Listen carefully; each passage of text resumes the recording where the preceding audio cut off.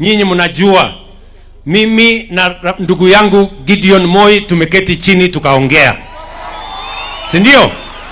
Na tumekubaliana. Ako wapi?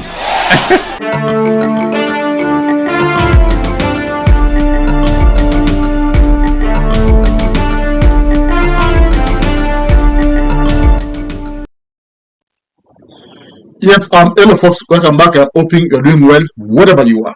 Now, of course, Gideon Moy is fully in government, and Gideon Moy is set to be given a very powerful CS position. And remember, after the Battle of Agwambo, Ruto announced that he was going to actually reshuffle the cabinet, anaenda kwa watu wengine na kubadilisha. And of course, is creating a powerful position for Moy. And today, when Ruto went to Baringo to campaign actually, sikia speech yake. Nyinyi mnajua mimi na ndugu yangu Gideon Moy tumeketi chini tukaongea, si ndio? Na tumekubaliana. Ako wapi? Si mimi nimekuja kwa niaba yake. Mnataka akuje? Nitamwambia akuje. Lakini tumekubaliana na yeye. Mimi na yeye ni ndugu moja, ama sivyo? Si ndio? Na tumekubaliana tunatembea pamoja, si ndio? Hatutaki tena maneno ile ya zamani ya kugawana hapa na pale.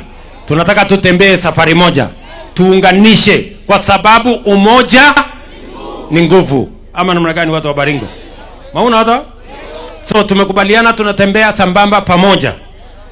Mimi najua nyinyi mlikuwa mmepanga maneno hapa. Mlikuwa na maneno mengi. Nasikia kaka sikia kibiroga si sochi. Ugenisi hii. Lakini yeko sa mnguni wale kimeje kibagenge hii. Koto siri man ngaliot ap kibagenge. Yes. All you can see there is that the residents are asking him, where is Gideon Moy? Yes, where is Gideon Moy? Now, I want to explain to you why the situation was that way. You see, truth be told, Baringo has always been the biggest supporter for Gideon Moy, because even Moy, the former president, is from Baringo, and of course, Moy Bomalon Bale Baringo. Even though Baringo is in Rift Valley, and of course, Rift Valley, the kingpin is William Ruto. But of course, as the kingpin, is still facing, he has been facing, tough competition in Baringo, because even Gideon Moy himself has been opposing, William Ruto.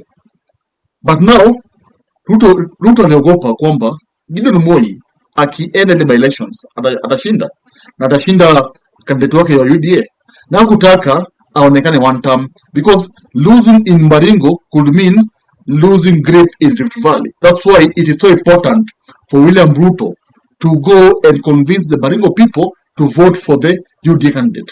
That's why he had to call Gideon Moy ampe kazi ya cabinet so that amwachie Baringo.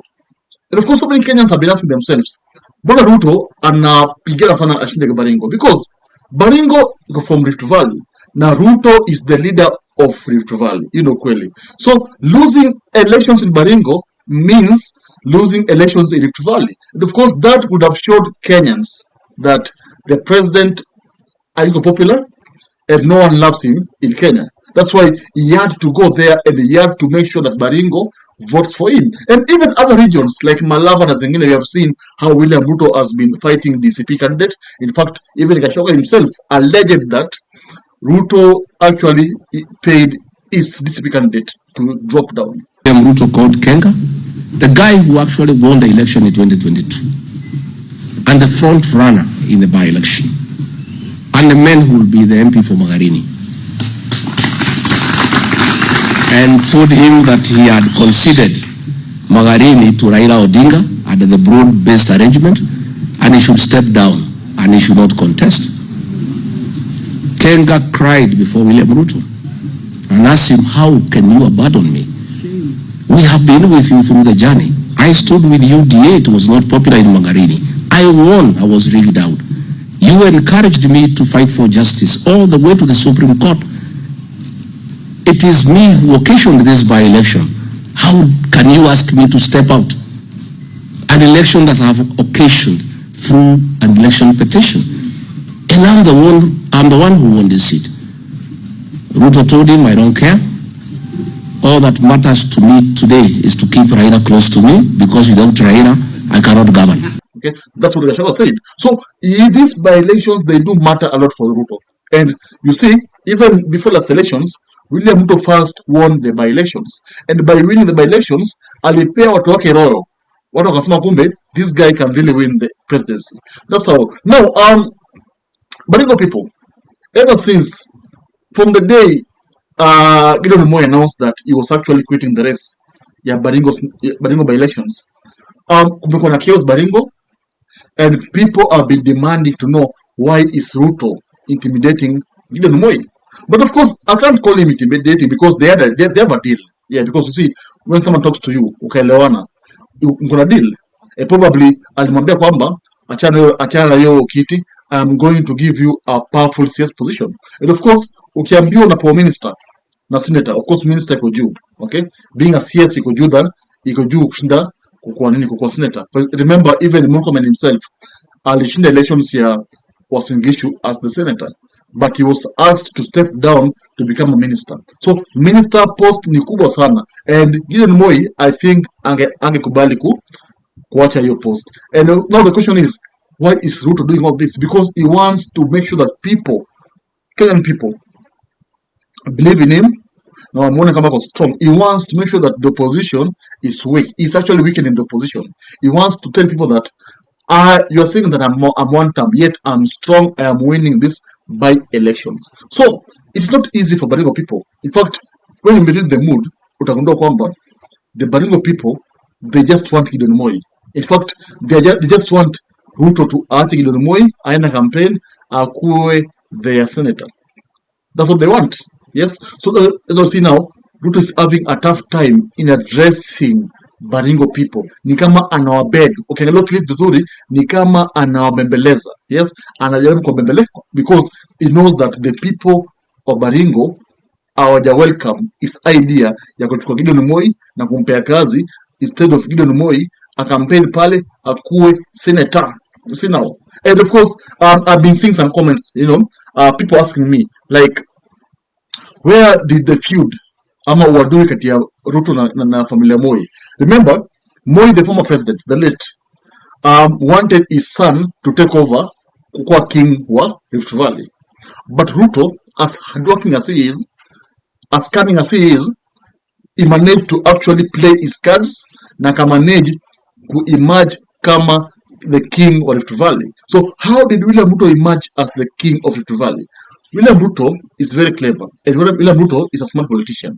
Remember, during 2007, when Agwambo was actually defeating Kibaki, there was a power gap in Rift Valley because Moy had come to retire, and Rift Valley people, they were still struggling to find their king. And William Ruto alikimbia ODM na akamanage kukuwa the best campaigner wa Raila Odinga in Rift Valley. Okay? And when the election kulikuwa na vita, William Ruto was taken to ICC. After alipelekwa ICC, that's when the Rift Valley people saw him as their hero, as their son. And that's how Ruto emerged kama the king wa Rift Valley. And then Uhuru Kenyatta akamchukua kama ranganimeto wake. Then after that, Rift Valley people walipigia Uhuru kura, and William Ruto became the deputy president. And that's how Ruto made himself the king of Rift Valley. A very easy but clever way. Yes. So now you see now, that's why you see now, Gideon Moy has been having issue with Ruto. But right now, it's okay. They have buried their hatchet, Marafiki. But the thing is, the people of Baringo, the Baringo people, they still believe that Gideon Moy is the leader, and they want Gideon Moy to be elected as the senator. Now tell me, of course, what you think, and of course, I'll be glad to read your comment. Just comment me, tell me something there. What do you think about this story? Do you think Gideon Moy stooped too low to take the job of Ruto? Or do you think he should have just gone the hard way, akuwe the senator wa Baringo. Thank you, thank you, thank you. If you love politics, then Dr. Politica is your cup of tea, the place for minds that think. If you are watching this from anywhere else, search the name, hit subscribe, and stay sharp with us.